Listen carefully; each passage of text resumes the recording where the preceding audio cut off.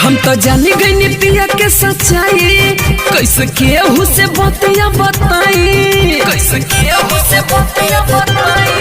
हम तो जानी गई पिया के सच्चाई, कैसे केहू से बतिया बताई। हम तो बानी पछताते यहाँ आई के अरे आई के। सखी रे सखी जवानी लेके से जिया पझाकी, रखले बपियावा भौजाई के। सखी रे सखी जवानी लेके से जिया पझाकी, रखले बपियावा भौजाई के।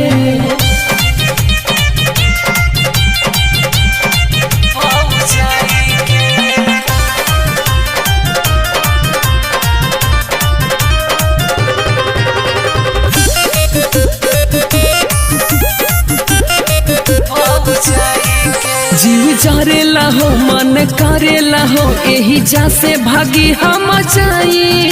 कुछ सोचा तानी मन के रोका तानी, अब अपन इज्जतिया बचाई, अपन इज्जतिया बचाई।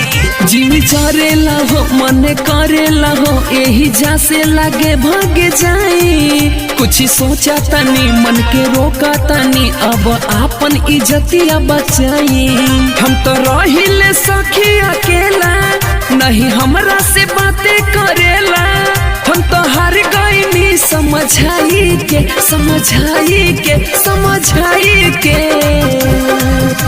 सखी रे सखी जवानी लेके से जिया बोझकी, रखले बपियावा भौजाई के। सखी रे सखी जवानी लेके से जिया बोझकी, रखले बपियावा भौजाई के।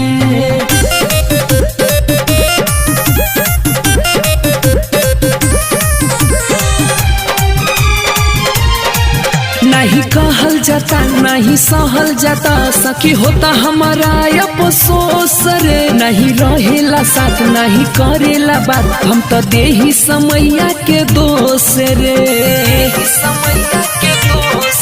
नहीं कहल जाता नहीं सहल जाता, सखी होता हमारा अफसोस रे। नहीं रहेला साथ नहीं करेला बात, हम तो देही समैया के दोष रे। भइल बाटे जियल मुश्किल, नहीं सुने ले हमर अनिल।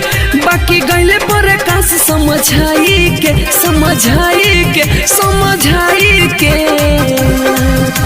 सखी रे सखी जवानी लेके से जिया बोझकी, रखले बपियावा भौजाई के। सखी रे सखी जवानी लेके से जिया बोझकी, रखले बपियावा भौजाई के। हम तो जानी गई पिया के सच्चाई, कैसे केहू से बतिया बताई। हम तो बानी पछताते यहाँ आई के अरे आई के।